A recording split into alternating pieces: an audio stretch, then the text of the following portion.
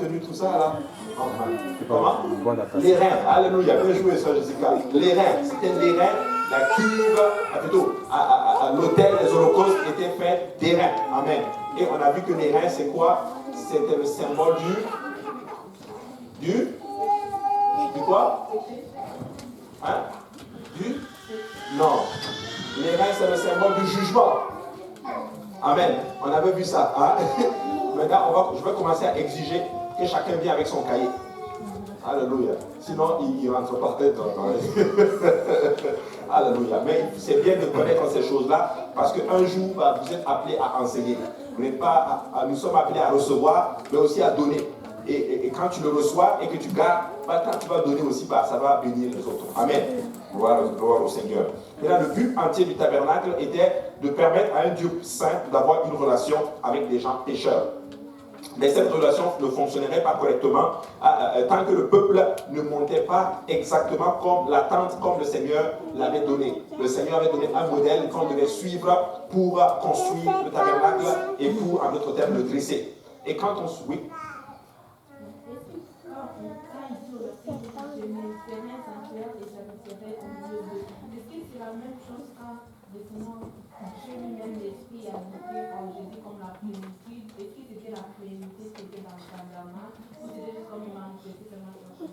Waouh, c'est une belle question. Je dirais oui, parce que c'était l'habitation de Dieu, le tabernacle. C'était là, on dirait la plénitude. Donc, quand tu voulais Dieu, il fallait que tu ailles là. Je dirais oui. Mais si je trouve que j'avais tort, je vais venir te le recorriger. Oui. Ouais. Belle question. Très belle question. Alléluia. Donc, c'est ça. Donc, la présence de Dieu se trouvait dans le tabernacle. On va dire la plénitude se trouvait dans le tabernacle. Mais en Jésus-Christ, quand Jésus-Christ est venu, Jésus-Christ était le tabernacle maintenant de Dieu. Donc, la plénitude était en Jésus. Mais c'était dans le tabernacle, dans le désert. Amen. Gloire à Dieu. Et on a vu en d'autres termes que cela n'allait pas fonctionner si le plan n'était pas respecté. Et on a vu que avec le Seigneur, il y a un plan à tout. Amen. Tu fais bien les choses, tu suis la parole, tu suis le plan, tout fonctionne. Mais tu ne suis pas, ça ne va pas fonctionner. Il va y avoir en d'autres termes des problèmes. Et en d'autres termes, qu'est-ce qui arrive lorsque les choses ne fonctionnent pas comme on veut? On appelle ça la frustration. C'est bien retenu. Alléluia. La frustration. Et vous ne voulez pas être des chrétiens frustrés. Qui veut être un chrétien qui est frustré?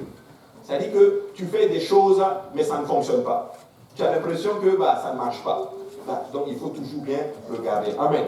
Ça c'est important. Donc Dieu avait promis que si c'était fait selon son modèle, il allait représenter sa présence. Il allait descendre, il allait vivre parmi eux, et il allait en d'autres termes aussi avoir donné sa bénédiction. Et le tabernacle, c'était le plan original de Dieu pour la relation, et il préfigure tout ce qui vient plus tard dans la parole du Seigneur. En d'autres termes, notre relation avec Dieu doit suivre le même schéma. Alléluia. Le même schéma. N'oubliez jamais ceci, mes frères et sœurs. Je sais que je le dis, je vais le redire encore. Avec Dieu, il y a un plan pour tout. C'est important. Tu suis le plan, c'est toi qui vas être béni. Tu ne suis pas le plan, c'est toi qui vas sortir frustré.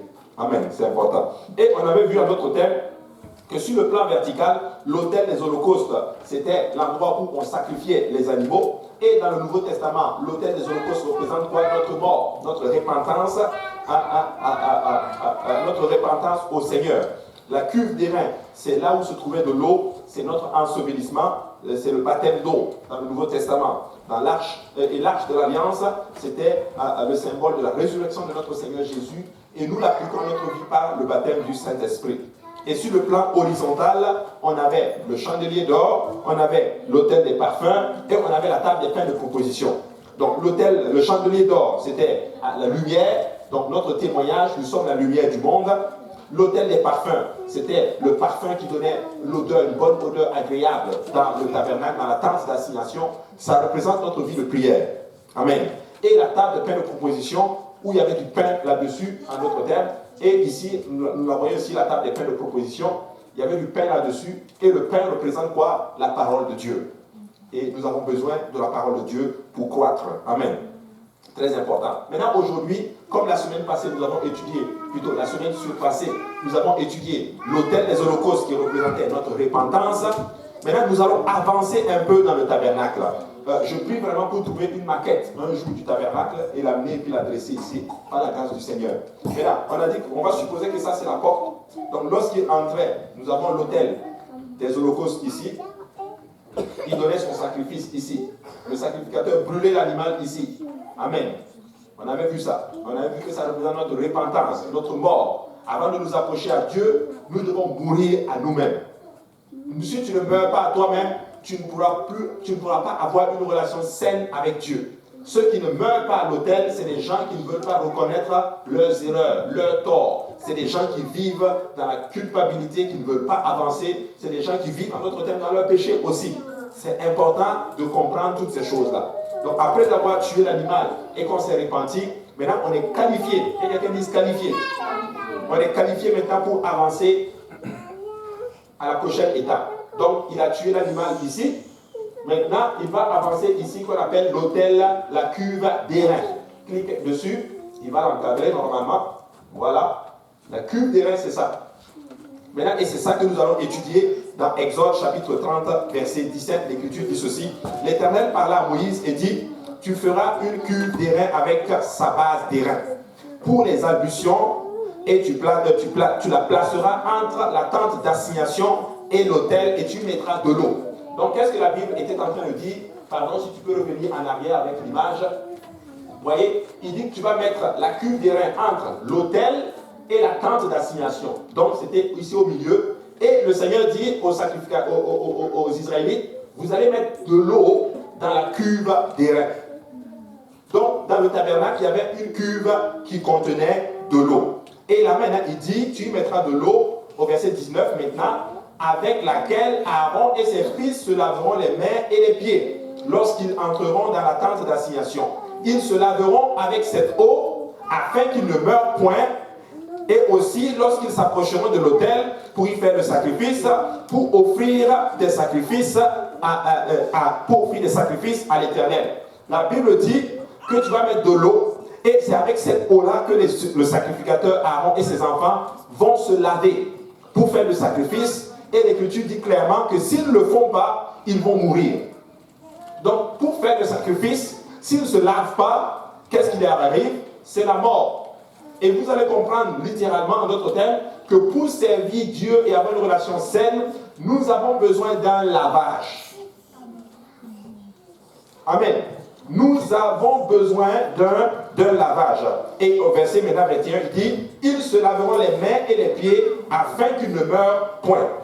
Ce sera une loi perpétuelle pour Aaron, pour ses fils et pour leurs descendants. Amen. Et pour leurs descendants. Et pour leurs descendants. Amen. Donc il dit quoi? Ce serait une loi perpétuelle pour Aaron, ses fils et leurs descendants. Donc dans tous les ustensiles du tabernacle, nous avons besoin, nous avons le moins d'informations sur la cuve d'airain. Il n'y a pas de mesure spécifique qui ait été donnée dans les Écritures. Les autres ustensiles ont été utilisés en référence à Dieu, mais la cuve d'airain a été utilisée en référence spécifiquement au nettoyage du prêtre, du sacrificateur. Le seul but de la cuve, c'était quoi? C'était le lavage, donc le lavage du sacrificateur. Le seul but de cela, c'est que celui qui s'approche de Dieu doit se laver. Et on avait expliqué en d'autres termes que lorsque nous venons au Seigneur, nous devons d'abord mourir par la repentance. Après cela, nous sommes baptisés au nom de Jésus. Nous sommes lavés complètement de nos péchés. Mais maintenant que nous sommes lavés, comment la cuve d'airain peut s'appliquer maintenant à nous? La Bible dit que nous sommes lavés par l'eau de la parole. C'est ce que la Bible dit. Il y a un verset comme ça. Que nous sommes lavés par l'eau de la parole. Après être baptisés par l'eau au nom de Jésus, quand tu avances maintenant dans ta marche avec le Seigneur, tu dois être lavé maintenant par l'eau de la parole. La parole de Dieu doit continuer maintenant à te laver au fur et à mesure que nous tombons, tu dois revenir à la parole. Et sans la parole, nous ne pouvons pas avoir une relation saine avec le Seigneur. Donc nous devons comprendre que ce sont des choses très importantes. Vous savez, si on suit ces plans-là, mes frères et sœurs, il n'y a aucune raison que ta vie spirituelle soit, en d'autres termes, en dents de scie. Il n'y a aucune raison. Amen. Parce que j'ai encore regardé cette vie chrétienne. Elle marche.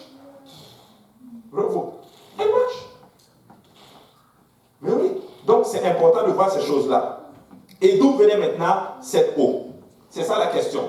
D'où venait cette eau? Cette eau venait du même endroit où ils ont obtenu leur eau potable dans le désert. Amen. Du miraculeux rocher qui a été frappé et qui a donné son eau. Et ce rocher, la Bible dit, les suivait. Vous connaissez ça? Quand ils sont sortis du désert, ils sont allés, littéralement, ils étaient dans le désert, à un moment donné, ils avaient besoin d'eau. Le Seigneur dit, frappez le rocher va donner son eau. Et Moïse a obéi, il a frappé le rocher a donné son eau. C'est cette eau qui a été mise dans la cuve des reins. N'est-ce pas extraordinaire? Oui. Quand on dit les rochers, les suivaient, c'est dans le sens comme ils avançaient les rochers. Absolument, oui. C'était comme à chaque fois ils arrivaient avec ça, les rochers étaient déjà là. Oh, oui. Je ne sais pas comment le rocher la faisait. Je ne sais pas s'il avait des pieds et puis il bougeait. La Bible dit que le rocher les suivait. Maintenant, moi je crois que, en tout cas c'était un miracle. Et la Bible dit maintenant que ce rocher était Christ. Amen. On va le lire. Regardez, il dit ceci dans Exode chapitre 17, verset 6. Voici, je me tiendrai devant toi sur le rocher d'Horeb. Tu frapperas le rocher et il en sortira de l'eau, et le peuple boira, et Moïse fit ainsi aux yeux des anciens d'Israël. Et on le voit maintenant, c'est Paul qui explique maintenant qu'il y a la révélation que ce rocher-là était Christ. Maintenant on le voit, 1 Corinthiens 10, 1, il dit, frère, je ne veux pas que vous ignorez que nos pères ont été tous sous la nuée, qu'ils ont tous passé au travers de la mer, qu'ils ont tous été baptisés en Moïse, dans la nuée et dans la mer, et qu'ils ont mangé le même aliment spirituel et qu'ils ont tous bu le même breuvage spirituel. Car ils buvaient à un rocher spirituel qui les faisait comment? Qui les suivait. Je veux voir ceux qui suivent. Donc le rocher les suivait. C'est 1 Corinthiens chapitre 10, verset 4. Et qu'ils ont bu le même breuvage spirituel, car ils buvaient à un rocher spirituel qui les suivait. Et la médaille dit cela, et ce rocher était Christ. Amen. Donc dans le désert, Jésus était avec les enfants d'Israël. Amen. Extraordinaire. Un rocher. Et c'est cette eau qui a été mise maintenant dans la cuve des reins. Quelle leçon nous avons ici?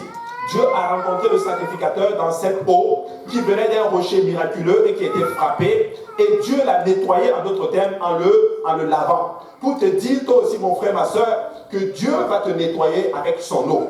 Quand tu viens premièrement dans le Seigneur, quand tu n'es pas encore dans le royaume de Dieu, tu dois te repentir, tu dois être baptisé, donc Dieu va te laver complètement de tous tes péchés, en son nom, en d'autres termes. À ce moment-là, tu sors une nouvelle créature. Mais aujourd'hui, certains ont déjà été baptisés au nom du Seigneur Jésus-Christ. Maintenant, qu'est-ce qui reste maintenant? Nous sommes lavés par l'eau de la parole. Nous sommes sanctifiés par la parole. Parce que alors quelqu'un maintenant qui n'aime pas la parole de Dieu, laisse-moi te dire que tu auras du mal à avoir une relation saine avec le Seigneur. Nous avons besoin de la parole. Nous ne pouvons pas nous sanctifier nous-mêmes. C'est impossible. Tu ne peux pas te sanctifier par la bonne intention. Non. Tu te sanctifies à travers la parole de Dieu. Amen. Amen. Donc c'est important de comprendre ceci. Donc Jean chapitre 19 et 34, la Bible dit ceci. Mais un des soldats lui perça le côté avec une lance, et aussitôt il sortit quoi? Bon, Andilène, il est en feu aujourd'hui. Alléluia. Il dit ceci, mais un des soldats lui perça le côté avec une lance, et aussitôt il sortit quoi? Du sang et de l'eau. Quand Jésus était à la croix, la Bible dit, il ne faut pas lui prendre sa boîte, sinon Andilène va se fâcher. Bon, vous pouvez lui laisser sa boîte, il n'y a pas de souci. Alléluia.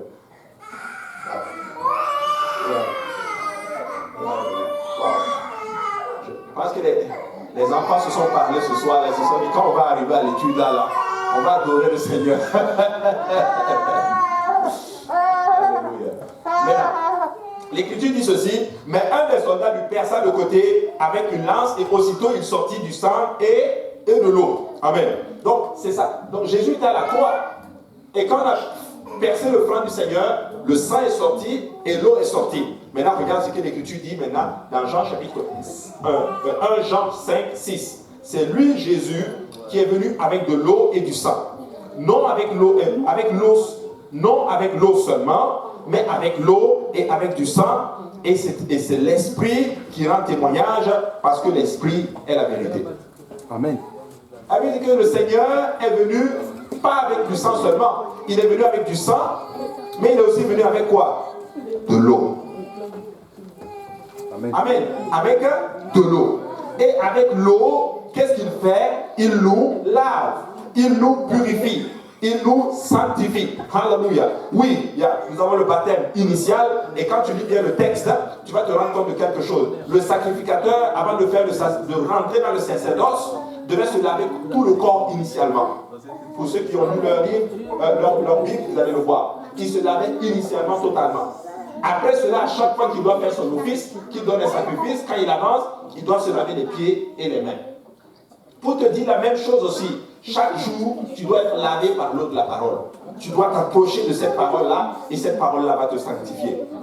Amen. C'est important. Maintenant, à Tite chapitre 3 et 5 dit ceci: il nous a sauvés, non à cause des œuvres de justice que nous aurions faites, mais selon sa miséricorde. Alléluia. Par le baptême de la régénération et le renouvellement du Saint-Esprit. Donc la Bible dit qu'il nous a sauvés comment? Non à cause des œuvres de justice que nous avions faites. Qui ici peut dire que lui a posé une action qui lui donne le salut? Ah, ce n'est pas bien si tu dis que moi j'ai fait ça pour avoir le salut. Personne. La Bible dit que le Seigneur a choisi des choses folles afin que nulle chair ne se glorifie. Donc tout là, c'est grâce. Il a tout fait pour nous. Donc il nous a sauvés comment? Il nous a sauvés pas à cause des actions que nous avons faites, mais selon sa miséricorde, par le baptême. Maintenant, ça contredit maintenant ceux qui disent je crois seulement et puis je suis sauvé. C'est impossible. Tu ne peux pas te dire je crois en Jésus et puis je suis sauvé. C'est fini. Ça ne fait pas de sens. Parce que Tite dit qu'il nous a sauvés selon sa miséricorde, mais en passant par le baptême. C'est écrit. Il nous a sauvés non à cause des œuvres de justice que nous aurions faites, mais selon sa miséricorde, par le baptême de la régénérescence. Donc, si tu veux bénéficier de la grâce, tu dois passer par le baptême. Mais quelqu'un va me dire, mais pasteur Abou, parce que je te vois venir. Ah, c'est écrit dans Romains, crois seulement et tu seras sauvé. C'est vrai, c'est écrit. Mais tu dois savoir à qui c'est adressé, le crois seulement et tu seras sauvé. C'est adressé à qui? Aux Romains, à l'église de Rome. Donc, c'est des gens qui étaient déjà baptisés au nom de Jésus. Et quand ils tombaient, Paul leur disait, crois seulement et tu seras sauvé. Donc, nous ne pouvons pas dire, je crois seulement et puis je suis sauvé. C'est impossible. Voici pourquoi Jacques dit, montre-moi ta foi sans les œuvres. Jacques dit, la foi sans les œuvres est morte. Donc, si tu dis que tu as la foi, tu dois poser une action qui montre que tu as la foi. Donc, quand je crois en Jésus, pour bénéficier de la grâce, je dois obéir à l'évangile. Je dois produire une action qui me donne, dans notre thème, la grâce. Amen. Donc, nous devons comprendre ces choses-là. C'est vraiment important. Et maintenant, il dit ceci. Il dit l'évangile, hein, il dit pas le baptême de régénération, mais il ne s'arrête pas là. Il parle aussi du baptême du Saint-Esprit. Parce qu'il dit, et le renouvellement du Saint-Esprit. Donc, nous avons besoin des deux. C'est pour ça qu'il a dit à Nicodème, mon ami, il faut que tu naisses de nouveau. Tu dois naître d'eau et d'esprit. Toute la Bible entière en parle. Donc ne vous laissez pas tromper. Quand on dit seulement, fais la prière de repentance, fais la prière du salut. Tu as été dans un service, le prédicateur a prêché. Qui veut donner sa vie à Jésus? Tu as levé ta main, il dit, ok, répète après moi. Seigneur Jésus, je te donne ma vie. Ah, c'est bien. Mais ce n'est pas ça qui te sauve. Ça, là, ça ne te met pas dans le royaume. Hein. Ce qui te met dans le royaume, c'est la naissance d'eau et d'esprit. Selon Jean chapitre 3. Donc il faut comprendre ces choses-là. Et quand nous comprenons ceci, nous comprenons maintenant notre thème. Qu'est-ce que la parole de Dieu nous demande? Et nous commençons à notre thème à avoir une bonne relation avec le Seigneur. Nous devons avoir les deux. La naissance d'eau et la naissance de l'esprit. Amen. Donc, comme l'autel des holocaustes représentait la repentance, la culte des reins représente le baptême au nom de Jésus-Christ. Aucun ministère ne pouvait être accompli dans le tabernacle tant que le prêtre ne se lavait pas. Tant qu'il ne se lave pas, il ne peut pas avancer. Vous comprenez, non? Donc, il doit avancer pour aller dans la présence du Seigneur dans la tente d'assignation. Mais s'il ne se lave pas, impossible. Vous savez, si les choses n'étaient pas faites comme il se devait, est-ce que vous savez ce qui lui arrivait dans le tabernacle? La mort. Maintenant, question, qui veut mourir? Personne. Donc, fais selon le plan. Lave-toi. C'est ça. Il faut se laver. Il faut se laver. Même naturellement, il faut se laver. Sinon, tu ne vas pas avoir le poste quand tu vas le faire l'entrevue. Si naturellement, tu dois te laver pour avoir un travail, pour rentrer dans le royaume, tu ne veux pas te laver? Au nom de Jésus. Vous comprenez ces choses-là? Vous savez, il y a beaucoup de choses qu'on comprend naturellement, mais c'est bizarre, on n'arrive pas à comprendre ça spirituellement. Amen. Donc, c'est important. Donc, aucun ministère ne pouvait être fait sans le lavage. Le baptême est tellement important dans notre relation avec Christ. C'est absolument important. C'est pourquoi il n'y a rien de tel dans le Nouveau Testament qu'un chrétien qui n'est pas baptisé au nom de Jésus. Dans le Nouveau Testament, les chrétiens primitifs, on ne désignait pas quelqu'un un chrétien tant qu'il n'est pas baptisé. Tant que la personne n'était pas baptisée, on ne peut pas l'appeler chrétien. C'est nous-mêmes qui avons changé maintenant les choses. Telle personne dit je suis chrétien, mon frère. Mais dans les Écritures, dans l'ancien temps, les chrétiens primitifs de la Bible, on ne t'appelait même pas frère ou sœur tant que tu n'es pas baptisé au nom du Seigneur Jésus. Ce que je dis là, c'est vérifié.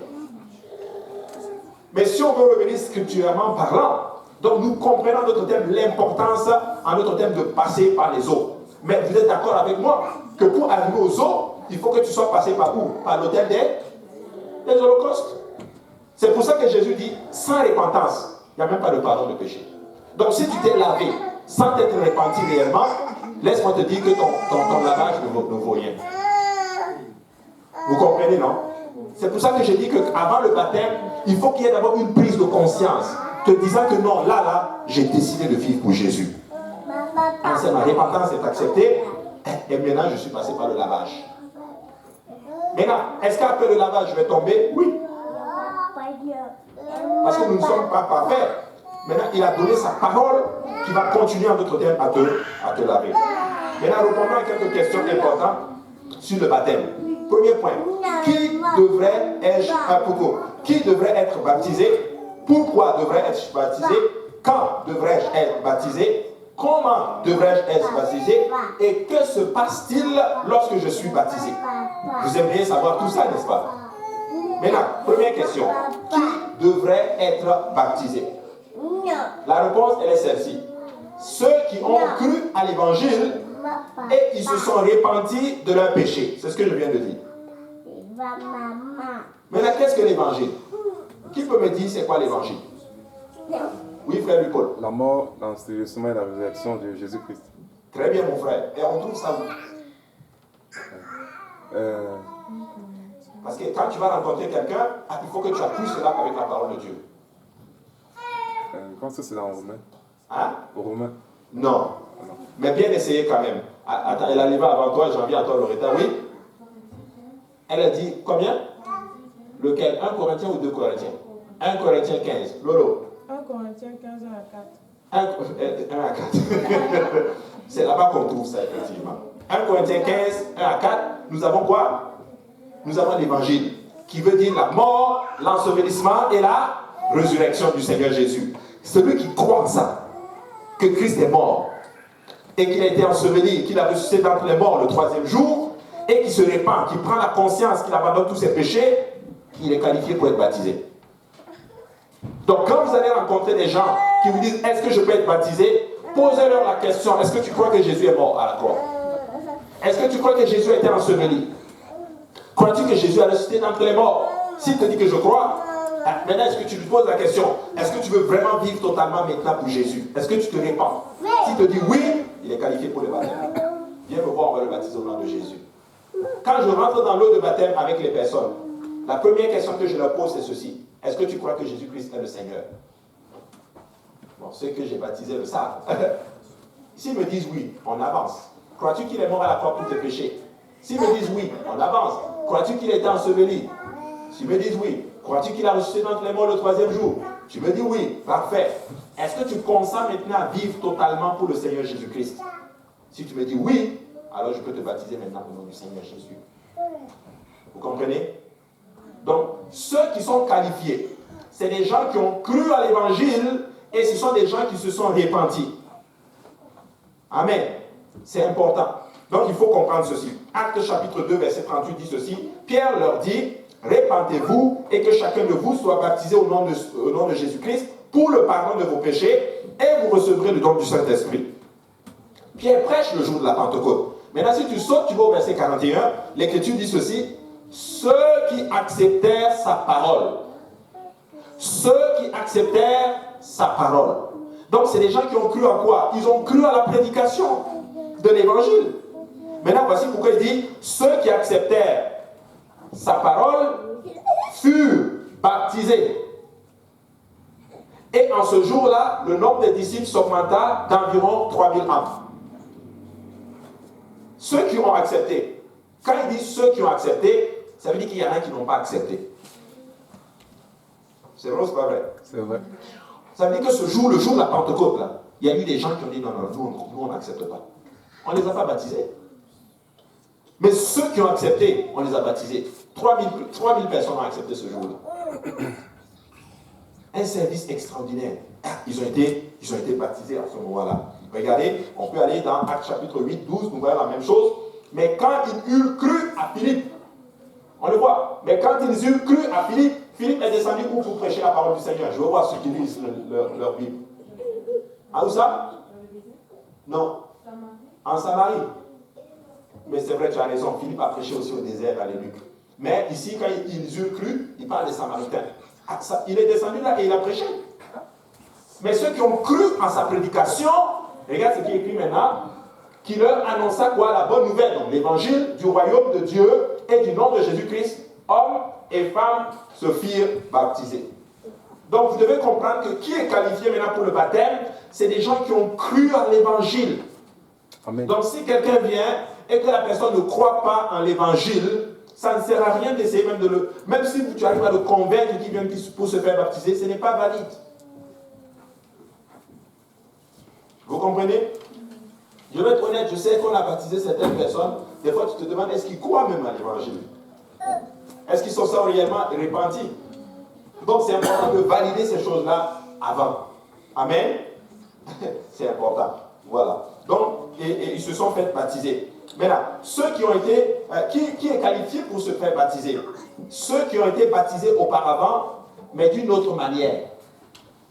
Pas de la façon... Ah, je vais juste... Voilà. Voilà. Ceux qui ont été baptisés auparavant, mais d'une manière différente que le baptême qui est spécifié où ça dans le Nouveau Testament. Voilà. Ceux qui ont été baptisés, mais d'une manière différente que ce qui est dans le Nouveau Testament. Ça veut dire quoi? Moi, j'ai été baptisé autrement, mais je n'ai pas été baptisé comme ce qui se fait dans le Nouveau Testament. Je dois être baptisé au nom de Jésus. Pasteur Abou, pourquoi tu dis ça? Je vois ça dans Actes chapitre 19. Actes chapitre 19, verset 1, la Bible dit, pendant qu'Apollos était à Corinthe, Paul, après avoir parcouru les hautes provinces de l'Asie, arriva à Éphèse. Ayant rencontré quelques disciples, il leur dit, avez-vous reçu le Saint-Esprit quand vous avez cru? Donc, ça veut dire que quoi? On peut croire sans recevoir le Saint-Esprit. Et il y en a beaucoup. Ils croient en Jésus. Ils font beaucoup de choses. Ils sont même impliqués dans les églises. Mais ils n'ont pas de Saint-Esprit. Il y en a plein. Ils sont même plus zélés que certaines personnes qui ont le Saint-Esprit. Ah, c'est ça. Maintenant, il dit maintenant, nous n'avons même pas entendu dire qu'il y ait un Saint-Esprit. Et il dit maintenant au verset 3, de quel baptême avez-vous donc été baptisé? Et il répondit du baptême de Jean. Ah, Paul comprend maintenant. Vous avez été baptisé du baptême de Jean. Parce que Paul comprend que quand tu entends parler du bon baptême, tu dois entendre parler du Saint-Esprit aussi. C'est l'enseignement qu'il veut nous donner. C'est pour ça que nous n'enseignons pas seulement le baptême, nous enseignons aussi la puissance du Saint-Esprit. Ah oui. Donc, il a dit maintenant, de quel baptême? Il dit le baptême de Jean. Alors, Paul dit au verset 4, Jean baptisé du baptême de repentance, disant au peuple de croire en celui qui venait après lui, c'est-à-dire en Jésus-Christ. Paul donne maintenant le bon enseignement. Le baptême que vous avez reçu là, c'est pas le baptême du salut, c'est le baptême de la repentance. Jean était en train de préparer les gens à la venue du Seigneur Jésus. Maintenant, vous devez être baptisés au nom de Jésus. Regardez, ils ont cru à l'évangile. La Bible dit, sur ces paroles, il fut baptisé au nom du Seigneur Jésus. Des gens qu'il a rencontrés dans le désert. Quelqu'un m'a toujours dit, mais Pasteur Abou, à Corée, Pasteur Abou, mais moi, si je suis dans un endroit, il n'y a pas d'eau. Il y a ça. Mais attends, il rencontre ces gens-là. Où est-ce qu'ils ont trouvé l'eau? C'est ça. Maintenant, on va prendre quelque chose. Donne-moi le verset 1. Vous allez voir quelque chose de particulier ici. Paul dit maintenant, pendant que Paul était où?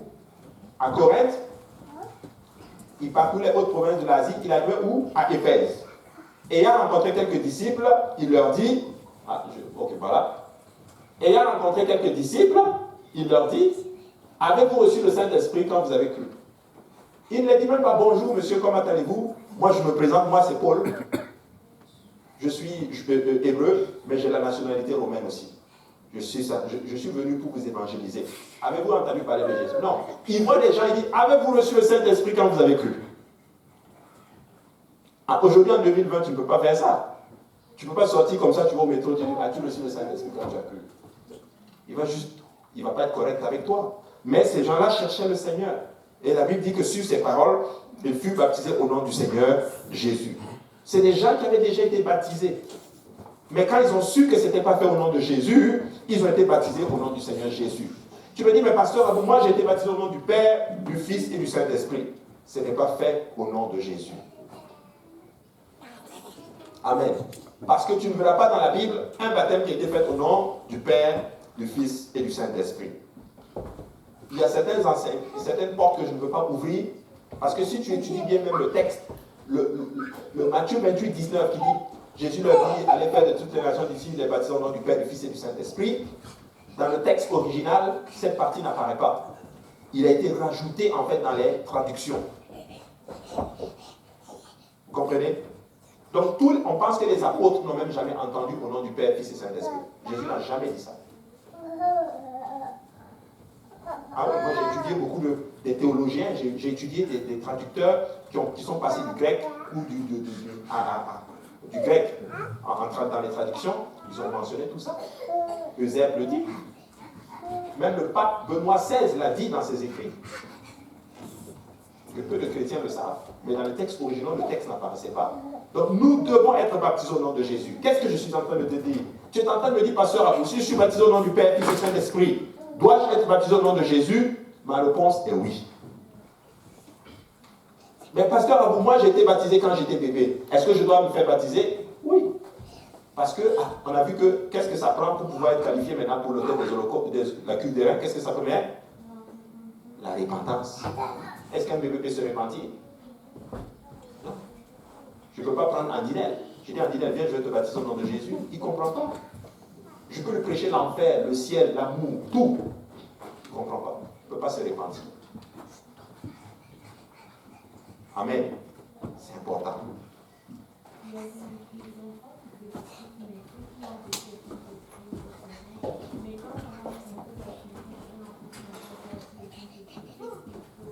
Oui, c'est une très belle question.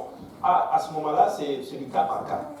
Le pasteur va en parler un peu avec les parents, et les parents vont discuter aussi. Les parents on va discuter un peu avec l'enfant, histoire d'évaluer sa compréhension de l'évangile.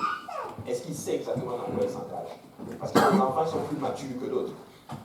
Il y a des enfants à 5 ans, c'est comme des enfants de 8 ans. Ils comprennent, ils savent déjà. Comme il y a des enfants de 5 ans, c'est des enfants de 5 ans. Voilà. Donc on va évaluer, et puis en fonction de ce qu'on juge, à ce moment-là, oui, on peut baptiser l'enfant ou non, on ne peut pas baptiser l'enfant. Amen. Très important. Donc c'est bon de comprendre ces choses-là.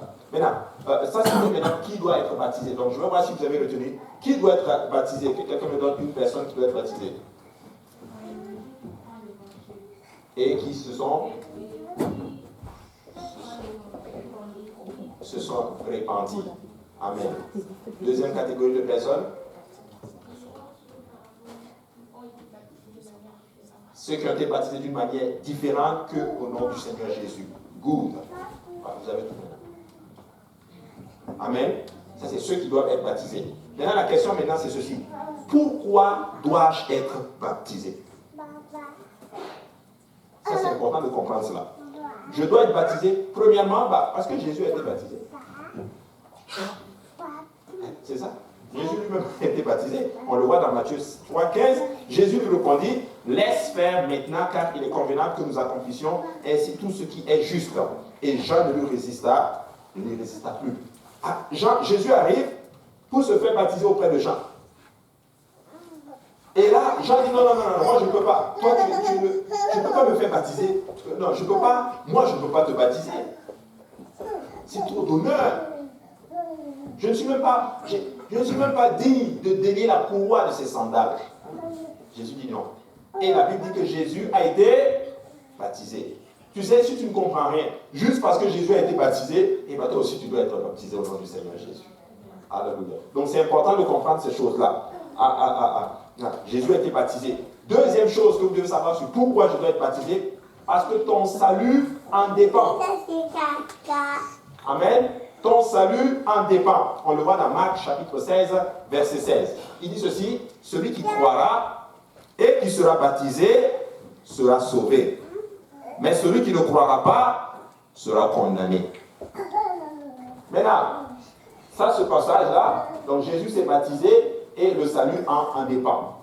Maintenant, si tu me redonnes Marc chapitre 16, il dit celui qui croira et qui sera baptisé sera sauvé. Mais celui qui ne croira pas sera condamné. Je vois certaines personnes venir. Il dit celui qui croira et qui sera baptisé sera sauvé. Mais celui qui sera condamné, il dit seulement celui qui ne croira pas. Il n'a pas dit celui qui ne croira pas et qui ne sera pas baptisé sera condamné. J'ai dit mon ami, il faut qu'on va s'arrêter là un peu ici. Tu es d'accord avec moi que si tu ne crois pas, tu ne vas même pas te faire baptiser. Même si tu te fais baptiser, si tu ne crois pas, tu ne seras pas sauvé. Vous comprenez? Donc il est en train de mettre les deux conditions. Il n'a même pas pris son temps. Il n'a pas juste... Il a économisé sa plume, tout simplement.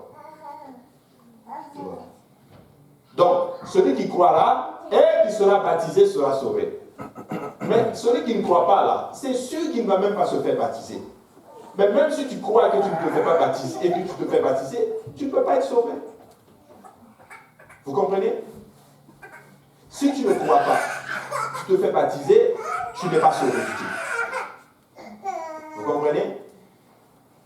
Mais si je ne crois pas, en général, je ne vais même pas me faire baptiser, je ne suis pas sauvé non plus. C'est pour ça qu'il dit, tu dois croire et être baptisé pour être sauvé. Amen. Oui? Ça répondait à la question un peu? C'est bon, hein? Ok. Mais c'est ça que vous devez comprendre. Il faut les deux. Amen. Donc le salut en dépend. Troisième chose, pourquoi je dois être baptisé? Parce que l'Église primitive l'a fait. Amen. Acte 10, 48. Et il ordonna qu'ils fussent baptisés au nom du Seigneur, sur quoi il le priait de rester quelques jours auprès d'eux. Ça c'est Pierre qui arrive dans la maison de Corneille. Le Saint-Esprit descend sur chacun d'eux et l'Écriture nous dit spécifiquement que le Seigneur, plutôt Pierre, a ordonné qu'ils soient baptisés au nom du Seigneur. Pourquoi? Parce que le Saint-Esprit était tombé sur eux. Là maintenant, c'est une question maintenant que tu disais, quand on a le Saint-Esprit, c'est comme si Dieu est en train de donner son cachet, il est qualifié pour le baptême. Quelqu'un qui a reçu le Saint-Esprit doit être baptisé au nom de Jésus. Parce que ça c'est le cachet de Dieu. Parce que pourquoi Pierre dit, peut-on refuser l'eau du baptême à ceux qui ont reçu le Saint-Esprit comme nous? Si personne n'a le Saint-Esprit, on ne peut pas l'empêcher d'être baptisé au nom de Jésus. Amen. Oui.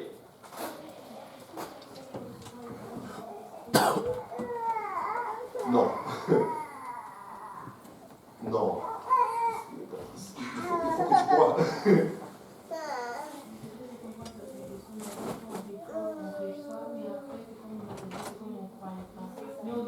Ah, ok. Ouais, c'est ça. Parce qu'en fait, oui, parce qu'il faut comprendre la croyance et puis aussi la peur. Il y a aussi une crainte et tout. Mais si tu ne crois pas, tu ne pourras pas avoir le Saint-Esprit.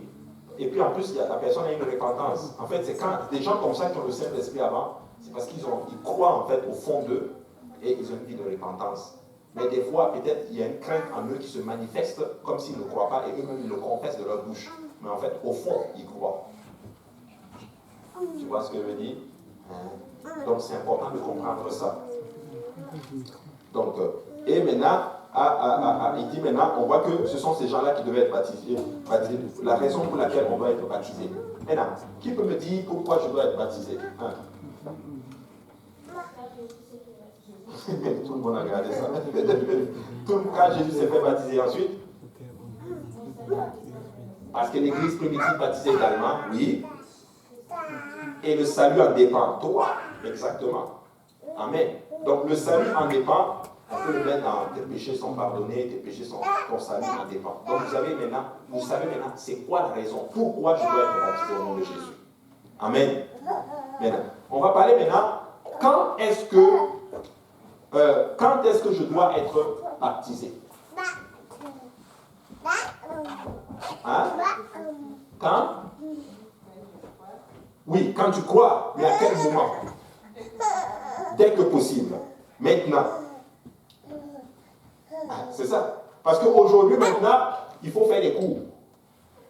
Il faut faire le baptême, le cours de baptême 101. Et quand on a fini les 12 leçons, maintenant on doit être baptisé au nom de Jésus. Ce n'est pas ce que l'église primitive faisait. L'église primitive, dès que la personne croyait et que la personne s'est répandue, maintenant il est qualifié pour le baptême. Vous comprenez? C'est maintenant. C'est pourquoi la Bible dit qu'aujourd'hui est le jour du salut. Voici l'heure. Si tu entends sa voix, n'endurcis pas ton cœur. Parce qu'eux, ils vivaient avec cette pensée-là. Jésus, il revient maintenant. C'est parce que notre pensée a été changée. On se dit, mais comme ça fait 2000 ans qu'on l'attend, on peut se permettre de faire certaines choses aussi. Je peux me baptiser demain. Mais et si Jésus revient aujourd'hui? Parce qu'il peut revenir aujourd'hui. Parce qu'on est tombé dans, en notre terme, on a le syndrome de Wolf le chien. Je vais vous expliquer c'est quoi Wolf le chien. Quand tu étais petit, on te dit Wolf le chien arrive, tu cours. Alors que c'était une blague. On te dit Wolf le chien vient. Ta crainte commence à partir un peu. Jusqu'à un moment donné, on te dit Wolf le chien, tu dis c'est correct. Mais aujourd'hui, on dit Jésus revient. Ça ne fait même plus rien aux chrétiens. Alors que laissez-moi te dire que dans les chrétiens avant, tu leur dis que Jésus revient. Il y a un réveil terrible dans l'église. Quelqu'un a un seul rêve, un songe dans l'église, où elle voit, par exemple, il voit l'enlèvement. Il vient, il fait ce témoignage dans l'église. Toute l'église commence à se sanctifier. Mais aujourd'hui, même les songes que Dieu montre à nos bien-aimés, des fois, et quelqu'un a vu l'enlèvement, il vient le partager à l'église, ça ne me fait rien. Je me sors, je vais refaire mes mêmes choses. Pourquoi? Parce que nous ne croyons plus réellement que Jésus revient. Mais église, laissez-moi vous dire que le Seigneur revient bientôt. Ne tombons pas dans ce syndrome-là. Vivez comme si Christ revient ce soir. C'était ça la force des chrétiens primitifs. Je sais que certains d'entre vous ne voulez pas qu'ils viennent maintenant. Attends, d'abord, je vais me marier, avoir les enfants, avoir ma voiture, avoir ma maison, avoir le travail que je veux faire, finir mes études. C'est rentré ici, c'est sorti ici. Mais si tu vis avec la pensée que Christ revient aujourd'hui, laisse-moi te dire que tu vas être un chrétien performant. C'est ça qui fait que les chrétiens primitifs ils étaient tous complètement vendus, ils étaient consacrés totalement à Dieu. Vrai ou faux? Mais aujourd'hui, non. Il y en a qui disent même qu'ils font leur planning, qui disent non, dans 5 ans. C'est rendu même, il y a même des chrétiens qui ne croient même plus que Jésus revient bientôt. Le Seigneur revient, mes frères et sœurs. Quand tu regardes toutes les prophéties, toutes les prophéties ont été accomplies. Rien ne retient Jésus-Christ maintenant. Il peut revenir du jour au lendemain. Et si la trompette sonne maintenant, la question que je te pose, vas-tu monter ou vas-tu rester? Mon frère, ma soeur, si la trompette sonne aujourd'hui, là, tout de suite, est-ce que tu montes? C'est ça. Nous devons vivre ainsi. Alléluia. C'est important. Quand Jésus est baptisé, maintenant, Acte 2, 41 dit ceci. Ceux qui acceptèrent sa parole furent baptisés et quand? En ce jour-là, le nombre des disciples s'augmenta d'environ 3000 âmes. Aujourd'hui même. Ah oui. Je n'ai jamais vu des gens qui jouent, franchement, comme les chrétiens en 2020. Nous jouons tellement. C'est terrible. Mais il revient bientôt. Acte 7, 33, la Bible dit ceci. Il les prit à la nuit avec lui à 7 heures même de la nuit. Il lava leur plaie et aussitôt il fut baptisé, lui et tous les siens. On parle de qui? Du geôlier. La Bible dit qu'à la nuit même, ils ont été baptisés au nom du Seigneur Jésus. Je me rappelle, ça c'était quand? C'était il y a quelques temps. Une personne m'appelle. J'ai beaucoup apprécié cela. La personne ne savait pas comment elle était baptisée au nom du Seigneur Jésus. Je vous rassure, la personne n'est pas dans ses centres. Alléluia. Il y en a qui commencent à dire, c'est qui? Qui commencent à faire des films. Chacun de vous avez un visage dans votre tête. Mais la personne m'appelle. Elle dit, Pasteur Abou, finalement j'ai réfléchi, j'ai appelé, j'ai regardé, j'ai validé mon baptême. Apparemment, la personne ne sait pas comment j'ai été baptisé. Apparemment, on m'avait baptisé au nom du Père, Fils et Saint-Esprit. J'ai dit, ok. Elle me dit, je veux me faire baptiser au nom du Seigneur Jésus. J'ai dit, ok. Elle me dit, je veux me faire baptiser maintenant. J'ai dit, ok. Je suis venu ici, il était tard dans la nuit que nous avons baptisé la personne au nom de Jésus. Parce que c'est ça le modèle biblique. Mais oui, c'est ça le modèle biblique. Je me rappelle de ces temps-là où on n'avait pas encore l'église de l'Est. On n'avait même pas de baptistère ici. On évangélisait. L'église était à Saint-Laurent. On appelait le pasteur des fois qui habite à Pointe-aux-Trembles.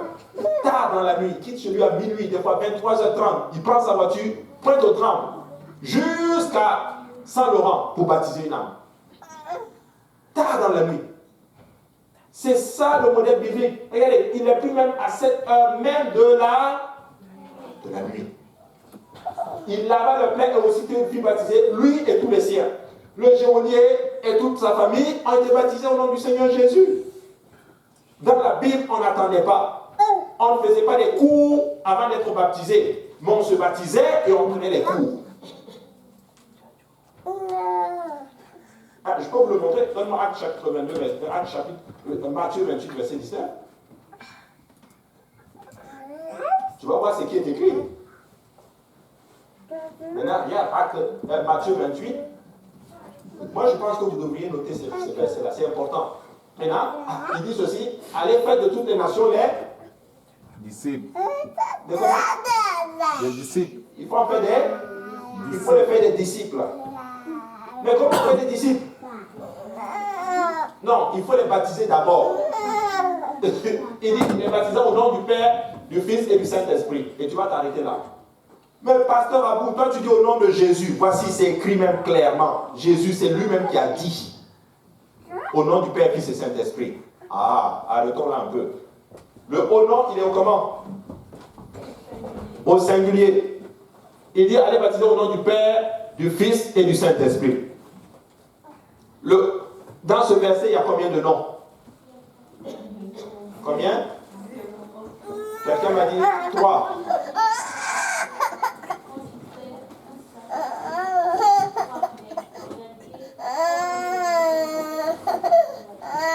Ok. Donc toi, selon toi, il y a 3 noms. Ok. Quels sont les noms qui sont ici?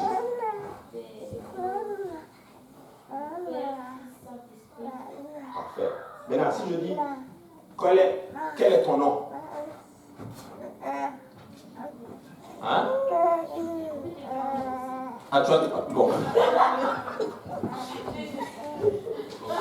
Ok. Quel est ton nom de famille? Toubi. Pourquoi tu ne m'as pas dit fille?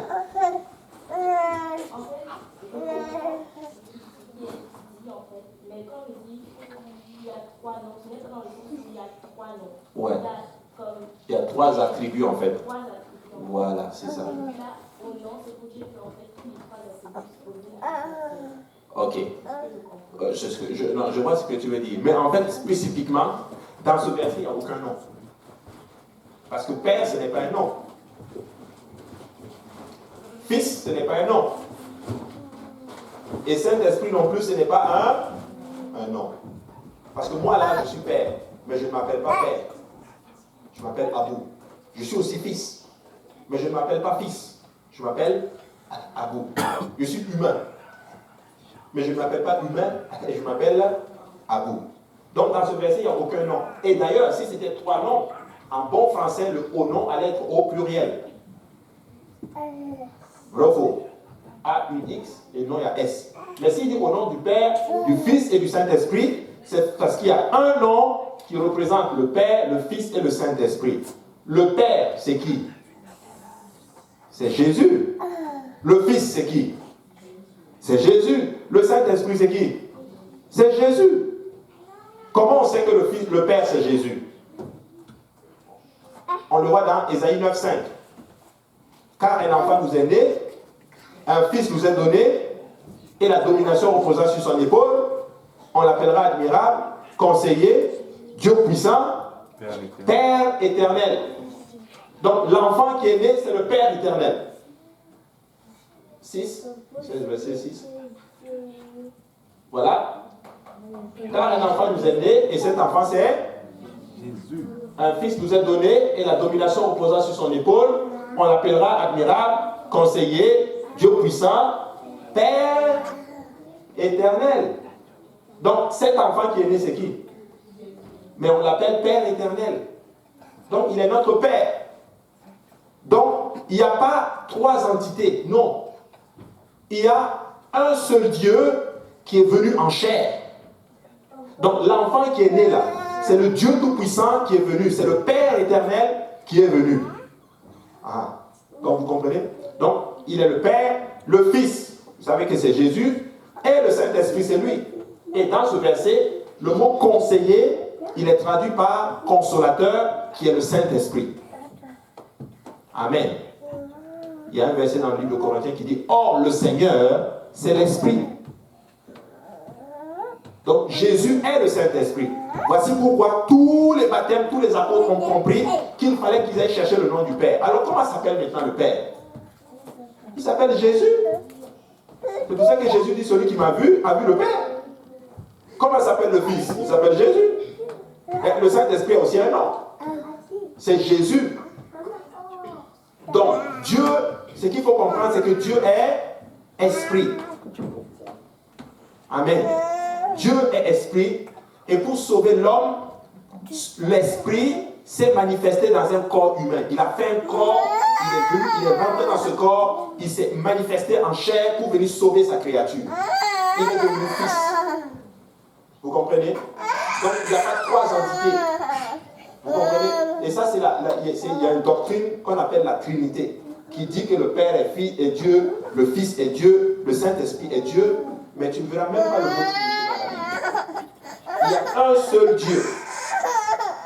Un seul Dieu qui s'est manifesté en 3 fonctions. Comme moi, je suis Père, je suis en même temps Fils et je suis en même temps humain. Mais je ne suis pas 3 en 1. Mais je suis une seule entité qui joue 3 rôles. Je vais même te choquer, je fais plus que ça. Je suis aussi employé. Je suis aussi pasteur. Je suis aussi frère. Je suis aussi cousin. Je suis neveu. Je suis oncle. Je suis grand frère. Je suis petit frère. Tout ça, c'est moi. Et si moi je peux faire ça, pourquoi Dieu ne peut pas être Père, Fils et Saint-Esprit? Donc, Dieu est un. Et il s'est manifesté en plusieurs fonctions pour sauver la créature. Vous comprenez? Oui.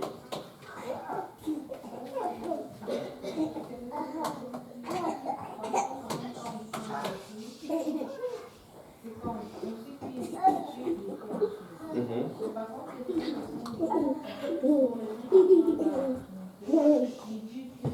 comprendre le dans le sens que Jésus, c'est comme nous en tant qu'humains, on est comme constitué de trois choses, comme on a l'esprit. Corps, âme et esprit.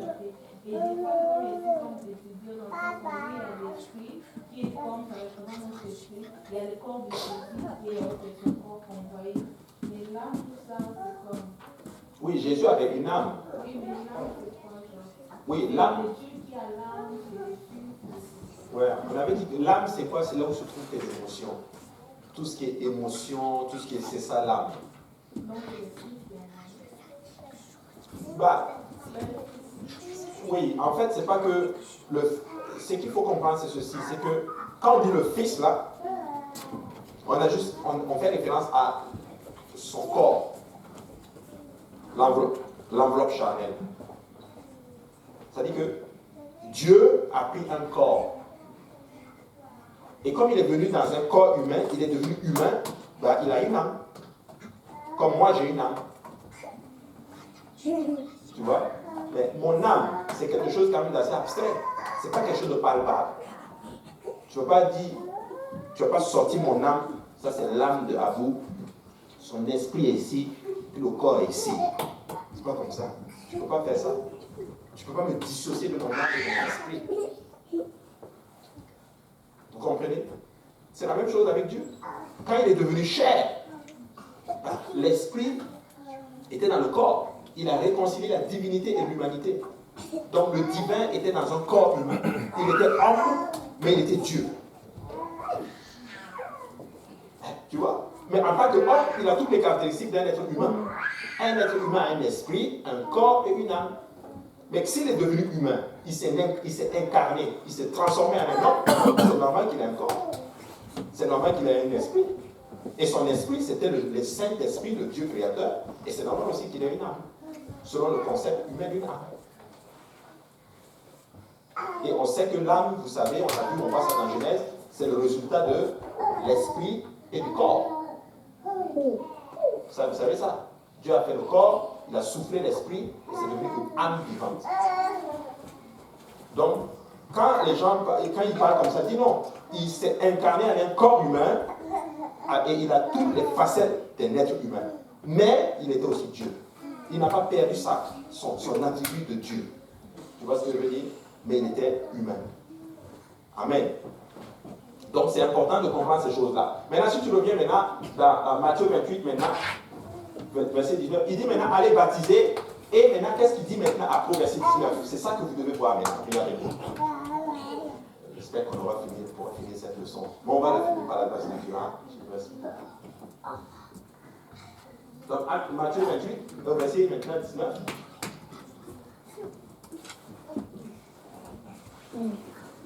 Voilà. Et maintenant, il dit, au verset 20, et enseignez-leur. Il dit, baptisez-les, et ensuite faites quoi? Il faut les enseigner. Et c'est comme ça qu'on en fait un disciple. Donc, c'est quoi un disciple? Un disciple, c'est quelqu'un qui a été baptisé et enseigné. Mais le problème, c'est ceci aujourd'hui, c'est que, on a gagné une âme. Il s'est fait baptiser au nom de Jésus. Fini. Plus de suivi. C'est pour ça que je vous encourage à enseigner les études bibliques. Qui ici enseigne une étude biblique? Une personne, deux personnes, trois personnes. C'est pas bien. Il faut qu'il y ait plus que ça. Hein? Vous devez enseigner. Ce que vous avez reçu, vous pouvez enseigner. Ou bien si tu n'as pas encore fini ton étude biblique, et maintenant prends une étude biblique, enseigne quelqu'un. À ce moment-là, tu es en train de faire quoi? Un disciple. Tu es en train d'obéir au commandement de Jésus qui est dit, allez faire de toutes les nations des disciples. Donc, si tu n'es pas en train d'enseigner, tu n'es pas en train de faire un disciple, donc tu n'es pas en train d'obéir. Amen. C'est important. C'est important.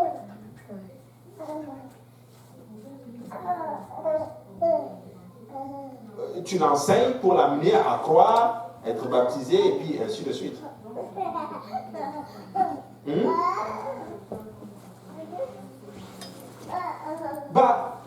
ils enseignent. Mais est-ce qu'ils enseignent la bonne doctrine? C'est ça la question. Ah, tu vois? Oui.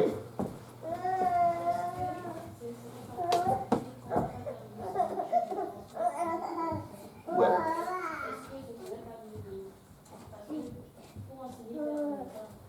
Tu as raison. Ouais, c'est une. Moi, je te dirais, dans les cas comme ceci, si tu n'as pas fini, pose-la. Parle à ton pasteur, et puis lui, il te voit, il sait quel est ton niveau de maturité. Si ton pasteur te dit, ok, je pense que même si tu n'as pas fini, enseigne ce que tu as reçu, mais tu continues à recevoir ton étude biblique en la finissant, à ce moment-là, alors oui. Mais il ne faut pas, c'est toujours bien de poser la question quand tu n'as pas fini. Mais quand tu as fini et que tu adhères à la doctrine et tout, oui, tu peux l'enseigner. Tu vois? C'est comme moi, par exemple, c'est juste un exemple, je prends, c'est mon cas, j'ai eu la licence de pastorat avant d'avoir fini l'école publique. Je l'ai fini une session après. Tu vois? Mais parce que mon dirigeant a vu et puis il a dit, ok, je pense que c'est le moment. Tu vois? Donc c'est important. Mais vous pouvez enseigner. Amen. Vous pouvez enseigner. Même si la personne est au Cameroun, enseigne par Skype ou par WhatsApp. Tu peux enseigner. Amen. Et quand on enseigne, on est en train de faire des disciples. Voilà. Maintenant, on a parlé maintenant de regardez, Acte 22:16. Et maintenant, que t'attends-tu? Lève-toi, sois baptisé et lavé de tes péchés en invoquant le nom du Seigneur. Quand? Et maintenant, en parlant de Paul. Maintenant, donc il y en a qui vont dire, enseigner avant le baptême. Donc vous voyez clairement que Jésus a dit d'abord de baptiser avant d'enseigner. Amen. Donc l'homme est un fin tacticien pour faire toujours le contraire de ce que Dieu demande. Vous comprenez? C'est important. Maintenant, comment devrais-je être baptisé? Premièrement, je dois être baptisé en étant immergé totalement dans l'eau. Amen. Totalement dans l'eau. Je sais qu'il y en a qui prennent un peu d'eau et qui aspergent sur la tête. Non, le mot baptême vient du mot grec baptizo. Ça veut dire tremper, immerger complètement dans l'eau. Ça veut dire littéralement se laver ou se nettoyer, le mot baptizo. Ça veut dire immerger, mais ça veut dire aussi se laver et se nettoyer. Regardez, Matthieu 16, 3, 16, ceci. Dès que Jésus ait été baptisé, il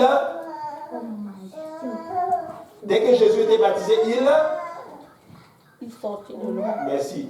Voilà. On voit qu'elle lit sa Bible. Il sortit de l'eau. C'est écrit Matthieu 3, 16. Quand Jésus était baptisé, il est sorti de l'eau. Donc s'il est sorti dans l'eau, ça veut dire qu'il était totalement dans l'eau. Donc pourquoi les gens aspergent les gens? Et les gens croient ça. Et tu vas parler à certaines personnes, tu dois être baptisé par immersion, ils ne croient pas. Moi, dans notre tradition, le prêtre a versé l'eau sur moi, c'est correct. Est-ce que tu vois ça dans la parole du Seigneur? Vous comprenez?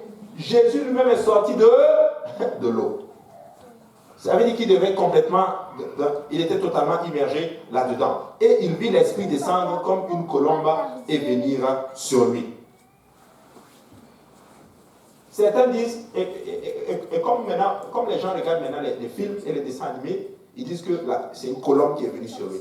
C'est pas ce que le texte dit. Le texte dit que l'Esprit est venu comme une colombe.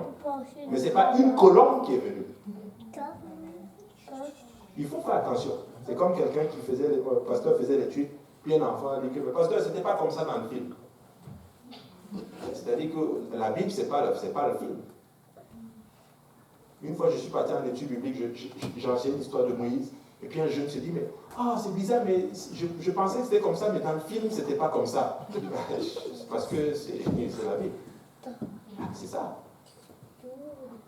Ah oui. Quand tu prends l'histoire de Moïse, quand tu regardes le film, je sais que vous avez déjà regardé le film, faites pas comme si... Quand tu regardes le film, Moïse, il prend le bâton, paf, il lève et l'eau s'ouvre. Mais lis bien le texte, c'est pas comme ça que ça s'est passé. La Bible dit que le Seigneur a soufflé toute la nuit. C'est ça. Mais quand Hollywood est un spécialiste, l'eau s'est ouverte. Il faut lire la Bible. Des fois, pour satisfaire ta conscience, tu as regardé YouTube toute la nuit. Mais pour satisfaire ta conscience, tu mets David et Goliath. Tu regardes ça, j'ai aussi regardé quelque chose de Dieu. On se connaît.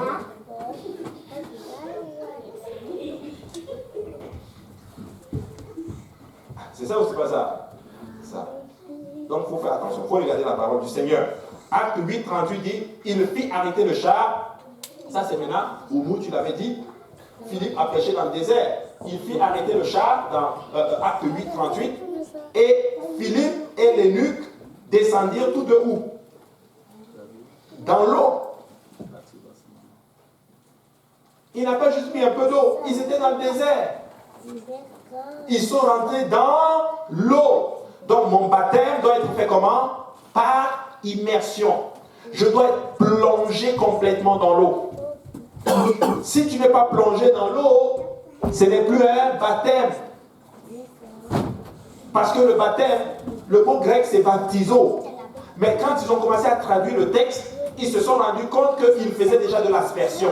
Mais s'ils mettent que tout le monde, que chacun de vous soit immergé dans l'eau, ça va faire une confusion. Les gens vont dire, mais pourquoi c'est écrit immergé dans l'eau et vous vous aspergez? Ils ont créé un mot. Ils n'ont pas traduit le mot baptizo, ils l'ont francisé. Et ça a mis la confusion. Tu dois être immergé complètement dans l'eau. Donc, comment dois-je être baptisé? Je dois être immergé totalement dans l'eau. Et maintenant, ça c'était ce qu'on appelle le mode. La façon d'être fait. Le mode, c'est par immersion. Mais il y a aussi, ce n'est pas fini, il y a ce qu'on appelle la formule. Qu'est-ce que je dis lorsque je baptise quelqu'un? Est-ce que je dis je te baptise dans l'eau puis je te sors? Non. C'est pas comme ça. Ou bien je dis, vraiment, c'est une joie pour moi. Par l'autorité qui m'est conférée, je te baptise. Je te sors. Non. La formule, c'est quoi? Je te baptise au nom de Jésus-Christ ou au nom du Seigneur Jésus. C'est ça la formule. On le voit. Vous le voyez, le jour de la Pentecôte, 3000 le jour de la Pentecôte. Les Samaritains, dans Acte chapitre 8, 16. Hein? La famille de Corneille, Acte 10, 48. Les disciples de Jean-Baptiste, Acte 19. L'apôtre Paul lui-même, Acte chapitre 22, 16. Que tardes-tu? Lève-toi et sois baptisé en faisant quoi? En invoquant le nom du Seigneur. Ça veut dire quoi invoquer? Ça veut dire appeler, prononcer à haute voix. Vous comprenez? Vous savez, tout ce que j'enseigne là, vous devez être capable de vous asseoir et transmettre cette connaissance à quelqu'un et amener la personne à être baptisée au nom de Jésus. Vous devez être capable de le faire et sortir les versets et les citer et appuyer cela. Parce que si vous enseignez comme ceci, vous allez gagner des âmes pour le Seigneur Jésus. Vous comprenez? C'est important. J'ai bientôt maintenant fini. Maintenant, parce que Jésus est le seul nom qui a le pouvoir de nous sauver. Amen. On l'a vu dans Matthieu 28 et 19. On va sauter, on va aller dans Acte 11, 12. J'ai vraiment terminé. Jésus est la pierre rejetée par Acte 4, 11 et 12. Est la pierre rejetée par vous qui bâtissez et qui est devenue la principale de l'angle. Il n'y a de salut en aucun autre, car il n'y a sous le ciel aucun autre nom qui ait été donné parmi les hommes par lequel nous devions être sauvés. Donc on voit ici comment le nom est important. C'est la pierre angulaire. Sans le nom, il n'y a rien. Alléluia. Colossiens 3, 17 dit ceci. Et quoi que vous fassiez en parole ou en œuvre, faites tout au nom du Seigneur Jésus, en rendant par lui des actions de grâce à Dieu le Père. Amen. Maintenant, dernière question. Que se passe-t-il lorsque je suis baptisé? Premièrement, c'est que mes péchés sont effacés et s'accomplit le plein travail du pardon de Dieu dans ma vie. Tous mes péchés sont effacés lorsque je suis baptisé. Tout. Un jour, on était en étude biblique et un pasteur dit, mais quand tu es baptisé au nom de Jésus, tous tes péchés sont passés. Puis un frère, c'était le frère Simplice, il dit, pasteur, tout? Le pasteur dit, oui, tout. Il dit, oui, pasteur, il n'y a pas un qui va revenir, il n'y a pas un péché qui va revenir. Le pasteur dit, il y a un qui va revenir, tout est fini. C'est une grâce. Mes péchés sont complètement effacés. On le voit dans Acte chapitre 2, verset à 38, Pierre leur dit, répentez-vous, que chacun de vous soit baptisé au nom de Jésus-Christ pour le pardon de vos péchés et vous recevrez le don du Saint-Esprit. Luc 24 et 47 dit ceci, et que la repentance et le pardon des péchés seraient prêchés en son nom à toutes les nations, à commencer par Jérusalem.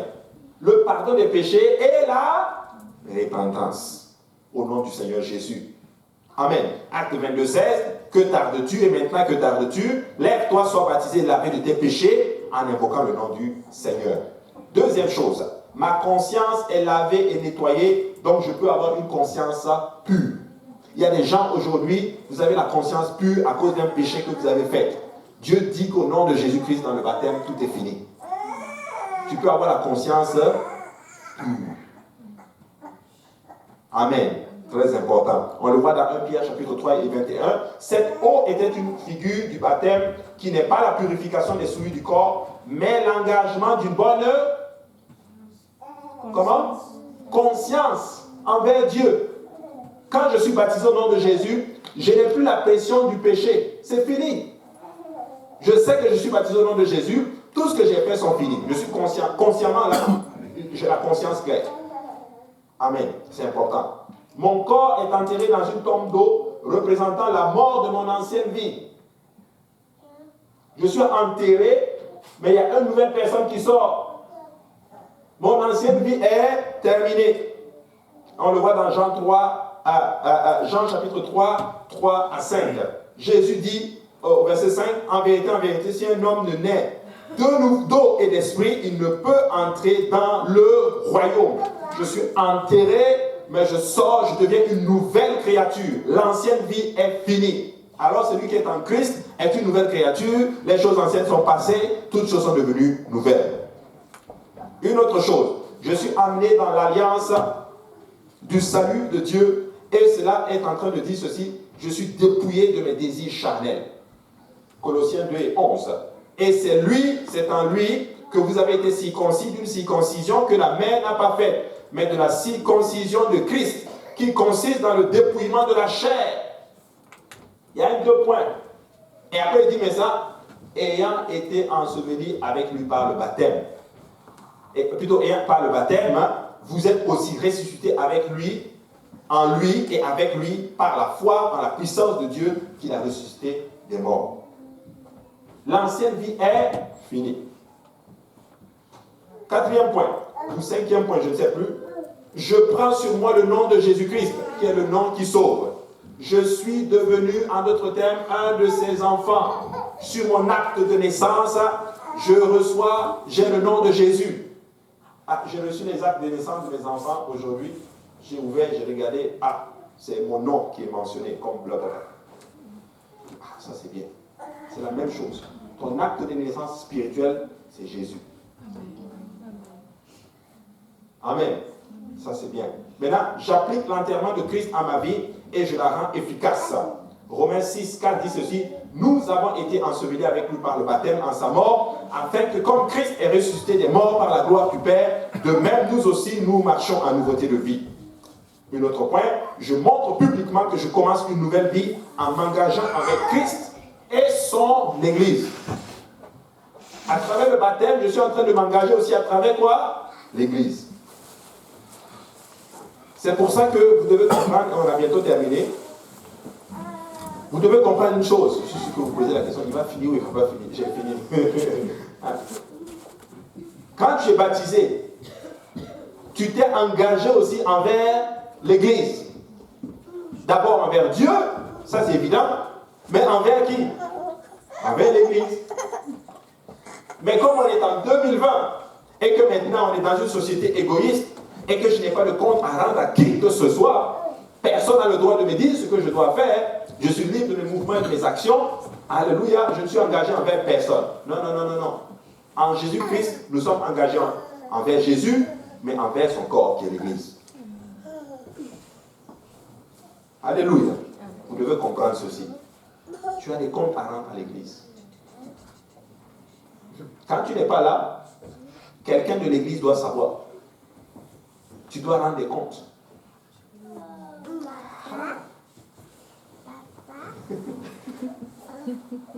Tu dois savoir ça. Mais aujourd'hui, On ne rend pas compte. C'est important. Maintenant, et on va finir avec ça, lèvons-nous tous ensemble. La Bible dit maintenant, que se passe-t-il plutôt dans Actes chapitre 22, Acte 2, 41 et 42, au verset 42, l'Écriture dit ceci: il persévérait dans l'enseignement des apôtres, dans la communion fraternelle, dans la fraction du pain et maintenant dans les prières. Voici maintenant ce qui se passe pour une relation saine avec le Seigneur. Nous sommes maintenant à l'autel de la cuve des reins. Nous nous sommes lavés. Et maintenant, vous savez maintenant tout ce qui se passe autour du lavage. Lorsque je suis arrivé, en notre thème, à l'autel de la cuve des reins, vous savez pourquoi je dois me laver, comment je dois me laver, quand je dois me laver, et qu'est-ce qui se passe lorsque je me lave à la cuve des reins. Vous savez tout maintenant. Amen. La semaine prochaine, nous allons maintenant rentrer dans le temps d'assignation. Amen. On va rentrer dans le temps d'assignation et vous allez voir ce qui se passe maintenant. Amen. Alléluia. Maintenant, nous allons prier et nous allons clôturer tout ceci. Seigneur Jésus, nous te rendons grâce, nous te bénissons. Couvre-nous de ta grâce. Merci Seigneur pour ta parole qui sort. Je prie que cette parole reste dans nos cœurs, qu'elle nous aide à grandir, à croître et à devenir, Seigneur, de meilleurs chrétiens, Seigneur Jésus. Aide-nous à gagner des âmes pour la gloire de ton nom. Répands maintenant ton amour dans nos cœurs. Aide-nous à avoir l'amour, Seigneur, ton amour pour les âmes perdues, Seigneur. Et que la gloire te revienne. Au nom de Jésus, nous prions. Acclamons le Seigneur. Amen. Aujourd'hui, on a été vraiment enseigné, on a reçu beaucoup d'informations. Mais tu sais quoi? Tu peux reprendre cela là. Si tu veux les notes, je peux même te donner les notes. Si tu veux, tu peux aller sur YouTube, ça y est là. Tu prends, tu fais tes notes, tu as ton calepin à toi. Quand tu t'assois avec quelqu'un, tu peux lui enseigner le salut. Amen. Amen. Gloire à Dieu. Que le Seigneur vous bénisse.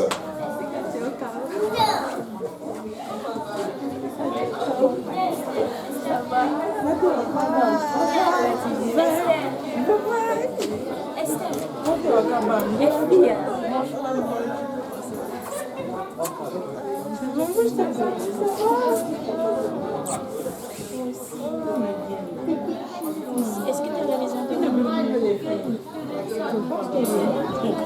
Tu veux passer? Je vais passer, je crois que je vais passer à quelle heure? Parce que j'ai dû aussi à Brigade avant de venir. Moi, je ne suis pas d'accord. Tu peux finir à 16h30.